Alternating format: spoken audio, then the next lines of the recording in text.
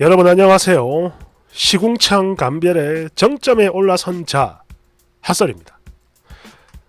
아까도 보니까 큰 건디 하나가 둥둥 떠가던데 제가 건져왔거든요. 그런데 지금 보니까 글이 지워졌네.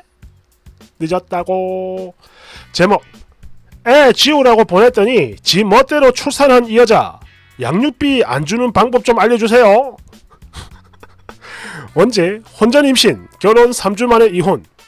제목 그대로입니다. 결혼 3주 만에 이혼 및 가출을 한 여자가 저 몰래 애를 낳았고 이제 와서 양육비를 달라며 책임져! 이러는데 조언도 얻을 겸 양육비를 안 줄 수 있는 방법도 얻을 겸 이게 뭔 개같은 꼬라진가 싶어서 글 써봅니다. 식은 올렸지만 혼인신고는 안 했으니까 그냥 전 여친이라고 쓸게요. 그지같은 놈. 1년 넘게 잘 만나오던 여친이 어느 날 임신 13주라는 말을 하더군요. 사실 이때 좀 많이 놀라긴 했지만 당시 저희는 사랑을 하고 있었고 또 만난 지도 벌써 1년이 넘어가던 터라 저는 당연히 결혼을 결심했어요. 남자답게. 그리고 결혼을 위해선 어른들의 허락이 필요하니까 인사를 드리러 갔는데요. 그 전에 저희 배경부터 잠시 설명을 하겠습니다. 이 친구의 아버지는 택시 운전을 하셨는데요. 비록 심하진 않았지만 몸이 이래저래 좀 불편한 분이셨습니다. 그리고 어머니는 평생 전업주부로 사셨던 분이죠. 저희 집의 경우 어머니는 고등학교 교사고 아버지는 초등학교 교장으로 재직을 하셨는데 당시 기준 이미 은퇴를 한 상황이었습니다. 그리고 저희 두 사람, 여친의 경우 의류 사업으로 월 평균 7,800의 수익을 올렸으며 저는 중견기업을 다니면서 당시 기준 월 450 정도를 벌었습니다. 아무튼 상견례 이후 저희 부모님이 상대 집안이 마음에 안 든다는 말씀을 자주 하셨는데요. 사실 저는 이때만 해도 별 대수롭지 않게 여겼습니다.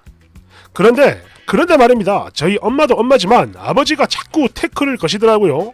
그것도 엄청 강하게. 평소 명예 같은 걸 좀 따지는 분이시긴 했는데 그래서 그런 건지 이 친구의 아버지 직업, 그러니까 택시 기사라는 걸 되게 언짢아 하셨습니다. 그리고 고졸에 의류 사업을 하는 부분도 마찬가지. 돈을 잘 벌고 못 벌고를 떠나 공부끈 짧은 며느리는 싫다라는 말씀을 하셨죠. 저는 스카이 중 한 곳입니다. 서울, 고려, 연세 중에. 아무튼 그랬습니다. 상견례 이후부터 본격적으로 어른들과 왕래를 하게 됐는데요. 사실 저희 부모님이 전 여친한테 말을 좀 그러니까 조심성 없이 하긴 했어요.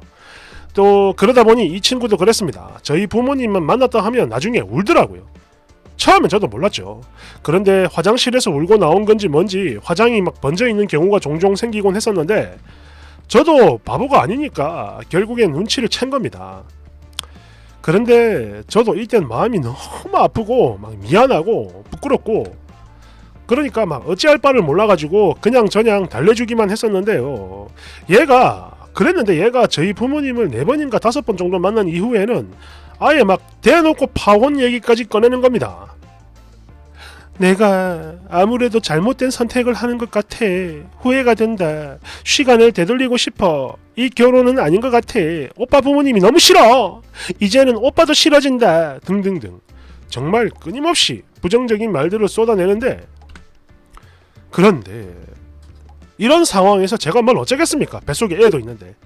그냥 계속 어르고 달래고 또 달래고 설득을 했죠. 걱정하지 마라. 내가 언제나 네 편이 되어주겠다. 이러면서 겨우 달래고 거의 모든 걸 다 맞춰줬죠 제가. 그랬는데 이게 다른 날도 아니고 결혼식 당일에도 그랬어요. 저희 부모님과 트러블이 좀 있었는데 예 맞아요. 맞습니다. 저희 부모님이 시비를 걸긴 했죠. 그런데 그걸 떠나서 얘가 또 울더란 말입니다. 그날에. 거기다 이거는 마치 무슨 죽으러 가는 소인양 엉엉 우는데 이때 처음으로 지겹다라는 생각이 들었습니다. 또 쳐우네. 이런 말이 저도 모르게 저절로 나왔는데요. 제 마음이 어느 정도 식었다라는 걸 저도 결혼식 올리는 날, 결혼하는 날 알게 된 거죠. 아무튼 그랬습니다. 어찌저찌 식은 올렸지만 반대를 하는 결혼을 했다는 괘씸죄로 저희 부모님은 아무런 지원을 안 해주셨고 또 전 여친의 집도 마찬가지 여유가 없었기 때문에 신혼집을 결국 저희 힘으로만 해결을 해야 했어요. 당시 전 여친은 남양주에 33평 자가를 가지고 있었는데요. 제가 그랬습니다. 그 집을 전세로 돌리고 이 집을 전세로 돌리고 그 돈으로 서울이나 경기 지역으로 전세를 구하자라고 말이죠. 모자란 건 제가 모은 돈과 더불어 그래도 모자라면 대출을 받으려고 했습니다. 그런데 얘가 반대를 하더라고요.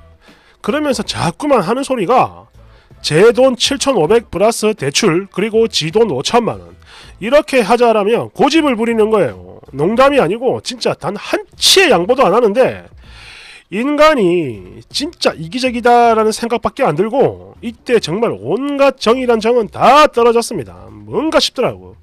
아니 돈이 없고 또 못 벌면 저도 이해를 하겠는데 나보다 잘 벌고 또 여유도 있으면서 모은 돈도 제법 있거든. 도대체 왜 기여를 안 하려고 하는 걸까? 딱 이런 생각만 들었고 괘씸해지기 시작했습니다. 또 이러다 보니까 결국엔 이래저래 큰 트러블이 계속해서 생겨났고 저도 더 이상 맞춰줄 생각이 들지 않았어요.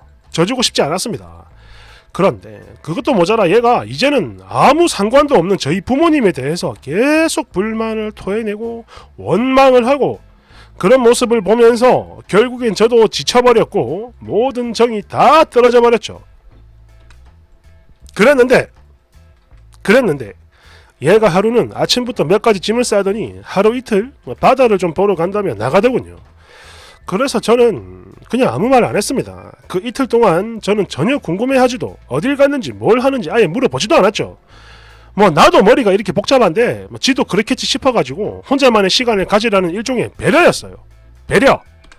그런데 이틀 뒤에 들어와선 다짜고짜 헤어지자라고 하네요. 이때가 저희 식 올리고 정확히 3주 되던 날이었습니다. 지가 그러더군요. 오빠는 내가 홀몸도 아닌데 지난 이틀간 어느 바다를 갔는지 밥은 먹었는지 뭘 하는지 잠은 자는지 걱정도 안 됐지. 어쩜 한 통의 연락도 안 하냐.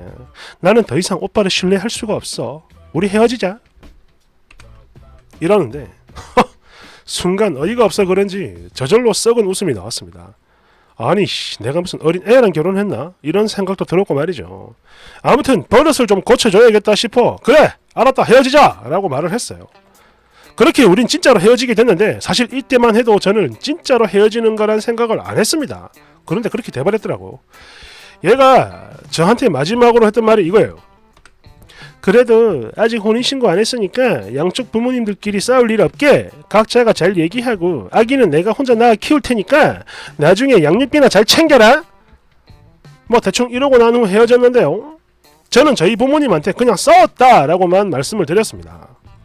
그리고 시간이 흐르고 흘러 지금쯤이면 나았을 텐데 라는 생각이 들 때까지 계속 기다려봤지만 연락이 한 통도 없길래 그냥 낙태를 시켰나 보다 라는 생각을 했고 그 즈음에 저는 폰 번호를 바꿨어요.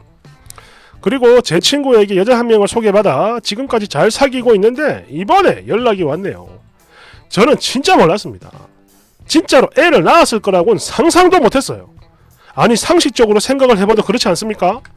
그 긴 시간 동안 연락 한 통 안 하다가 이제 와서 아니 나는 계속 기다렸는데 그런데도 연락 안 하다가 지금 와서 이러는 건 도대체 무슨 심보입니까? 예? 아무튼 얘가 지 멋대로 애를 낳았고 이제 와서 양육비를 달라고 연락을 해오는데 제가 번호를 바꿔가지고 회사로 연락이 온 거예요. 싫다 나는 죽어도 못 줘! 라고 했더니 법무법인이 찍혀있는 소송장이 저희 회사로 날아왔습니다. 대충 보니까 친권 포기, 양육권 포기, 면접 교섭 어쩌고저쩌고 양육비는 월 130을 청구했고 거기다가 저희 시부모의 부당대우 위자료 해가지고 500 이렇게 왔더라고요. 동거 기간은 짧았지만 식을 올렸기 때문에 사실혼 관계로 성립이 된다고 합니다. 아 진짜 생각을 하면 할수록 너무 괘씸하고 양육비 저는 단 1원도 주고 싶지가 않아요.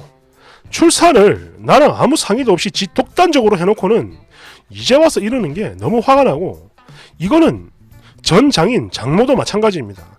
당신들은 이걸 절대 몰랐을 리가 없는데 저나 저희 부모님에게 아무런 상의도 없이 이렇게까지 상황을 나쁘게 만드는 이유가 도대체 뭔지 납득은 물론이고 이해조차 되질 않아요.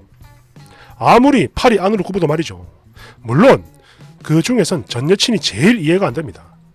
출산도 헤어짐도 다 지 멋대로 혼자 다 결정했으면서 이제 와가지고 저보고 돈을 달라는 게 정말 미친 건가 싶고요. 진짜 막 주체가 안 될 정도로 화가 나는데, 이런 경우 소송 말고 다른 좋은 방법은 없을까요? 돈을 안 줄 수 있는 방법 말입니다. 댓글 1번, 에라이 개호로 잡놈 시끼야, 나가 뒤져버려라. 2번, 스카이 나와서 중견기업이면 어지간히 꼴통인가 보네요.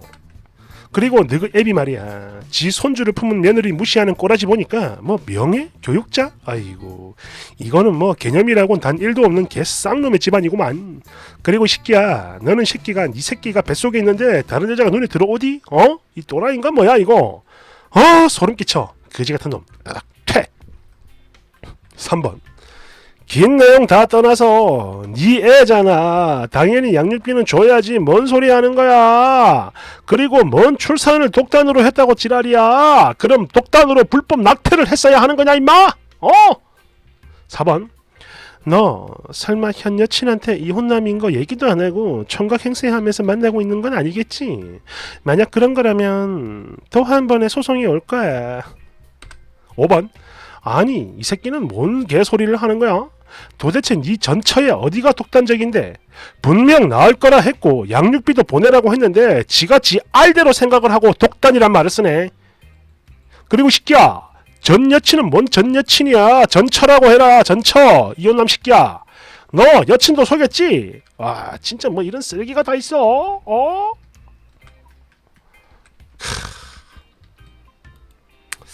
사실 이거 어제부터 제가 이게 눈여겨보던 건데, 이런 거지 같은 놈이 있을 리가 없어. 주작일 거야 생각을 하고 제가 보류를 하고 있었거든요. 그런데 아까 보니까 원본이 지워졌더라고.